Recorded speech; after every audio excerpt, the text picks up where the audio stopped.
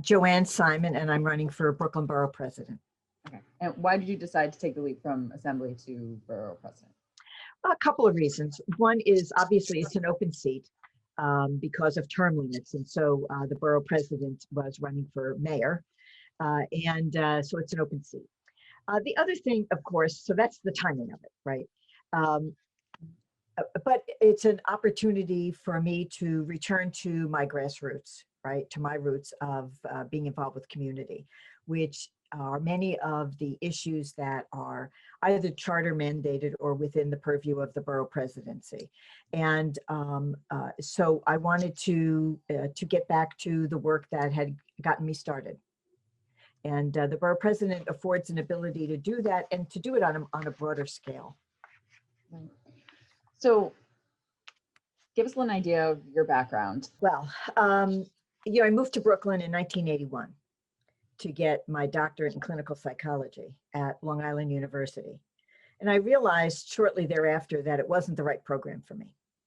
And so I left the program and did some work and eventually ended up working at a Wall Street firm doing, marketing and administration work for a period of time. But it was very clear to me that I wasn't necessarily happier in business than I had been in academia, where I had been working at Gallaudet University for years doing disability services provision. And also that my degree, my master's in teaching the deaf was not a highly sought after credential on Wall Street. So, and I wasn't planning on going back to teaching. So I started going to law school at night. Okay. And then, then I got crashed out of the market and went to a different firm and ended up working in law firms for the last 2 years of my law school. Okay. You would be the first female Brooklyn Borough president. So talk to me a little bit about how that is meaningful and how you wanted to make an impact, just coming from a different approach, really, than any other borough president has been able to before. Right. Well, I'm glad you asked that question because, what I've been talking about some broad issues in my campaign, obviously, but also the fact that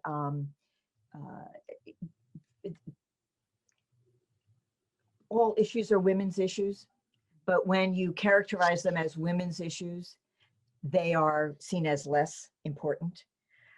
Childcare, we need universal childcare. It is not really just a woman's issue. It is what will enable us to get back our economy, right?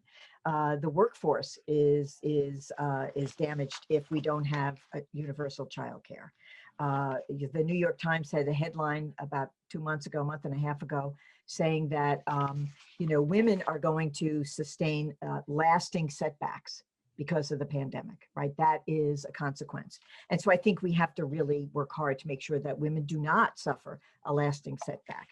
But they will if we keep talking about issues as women's issues. And so, women's issues are economic issues, they're health issues, they're education issues, they're social and economic and environmental justice issues, they're LGBTQ issues. As long as we continue to see them as women's issues, we're not going to get anywhere. And if we change that paradigm, we will. And so because of that, I think, we all need to be about changing that picture, right? And that's why I'm running.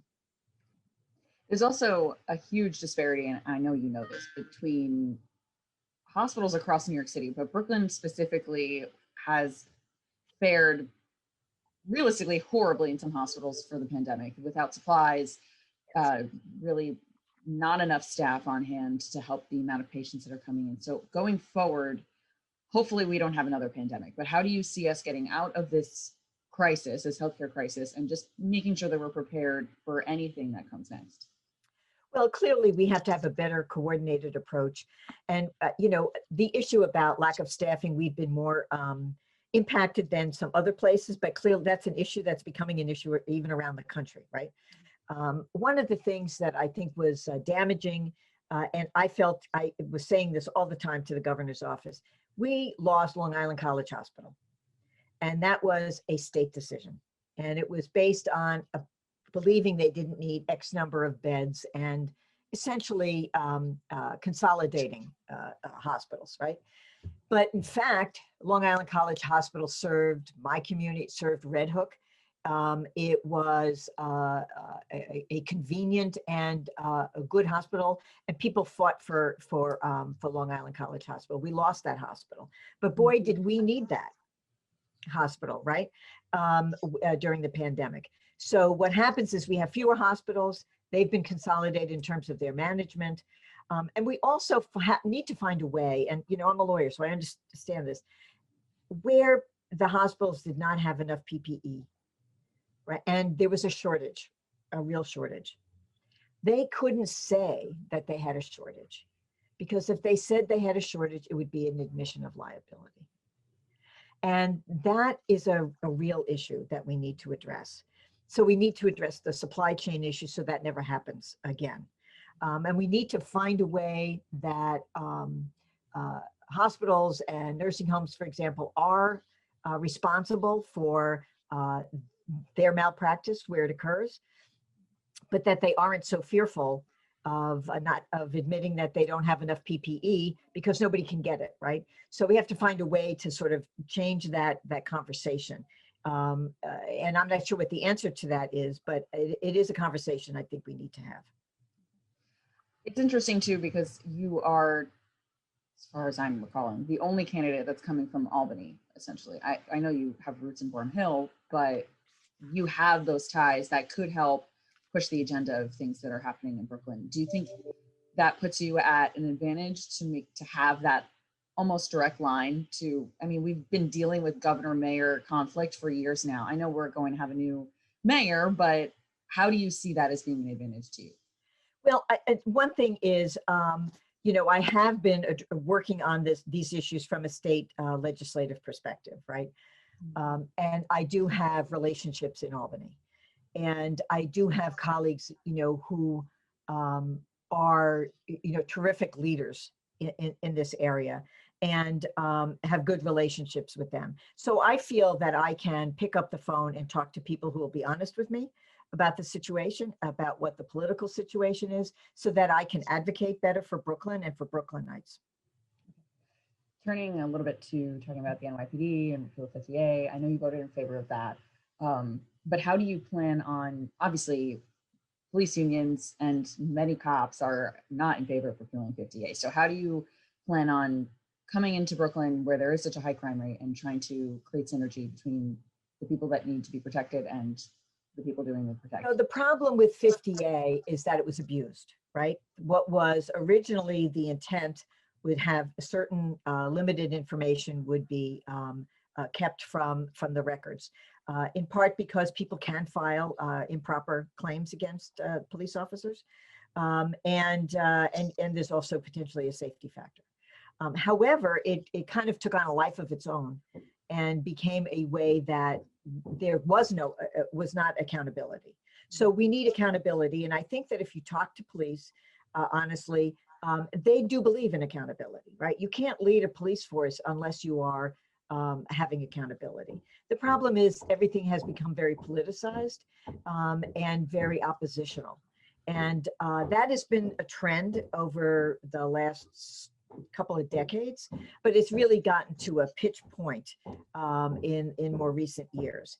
And so I'm hoping that where we are addressing these issues in a more transparent and accountable way, where, listen, police officers do a very difficult job, right? And nobody, there may be some people who differ, but the reality is that there are a lot of cops that are good cops, but there are a lot of structures in our society that perpetuate problems, right?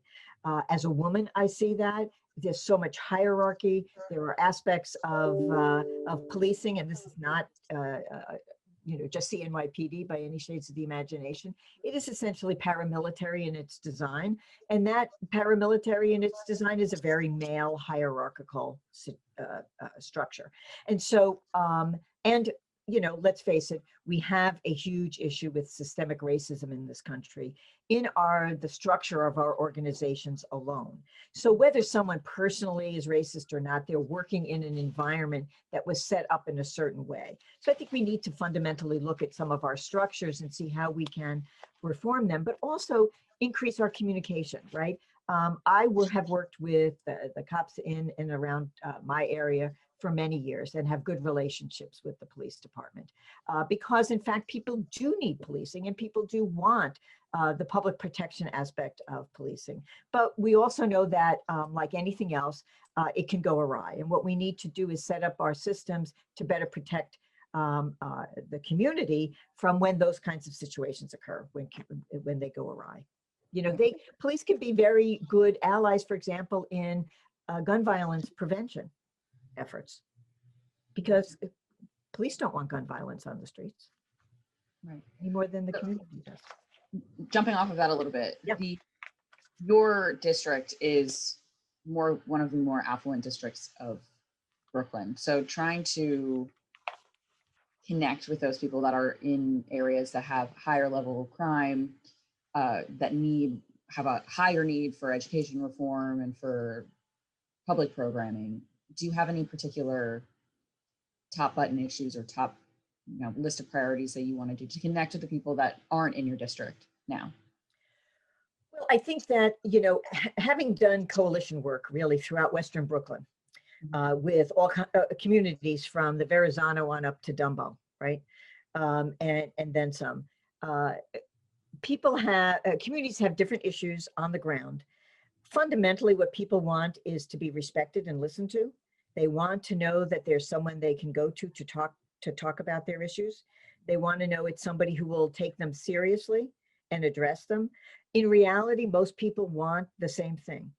They want to have a good standard of living. They want decent housing. They want to be able to put food on their families' tables.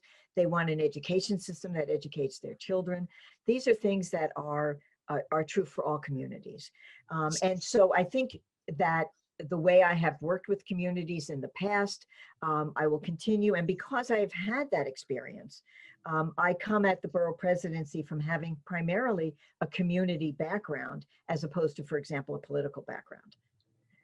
I have one more serious. Go ahead. And the other thing I want to say is, when I moved to this part of Brooklyn in 1981, and if you talk to anybody about this part of Brooklyn in 1981, we lived with lots of gun violence, with lots of drug violence. I remember one of my first community efforts, we were working on a particular land use project. And I do remember the proponents' attorney saying to us, "Why are you so worried about neighborhood character? You live in a slum."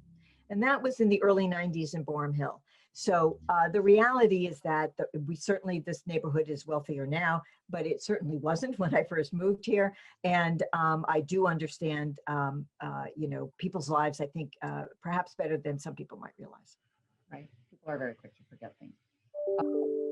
So one more serious-ish policy question and then 3 rapid-ish questions. Housing and rezoning kind of go hand in hand. Brooklyn has an immense need for affordable housing right now, but that kind of gets lumped together with rezonings. I know you have voted or to pause or proposed rezonings in the past, but over the past year, we've dealt, especially Sunset Park is having a huge deficit in affordable housing. People are coming in, the AMI is kind of being skewed. So where do you stand on that? Would you be someone to negotiate for affordable housing with the rezoning, or just give us an idea of where you stand? So here's what I believe. Rezonings start by a developer's proposal. So it never starts with community, and that's where it needs to start. The reality is that most proposals are not affordable because of the AMI issue. So we need more affordable housing and more deeply affordable housing.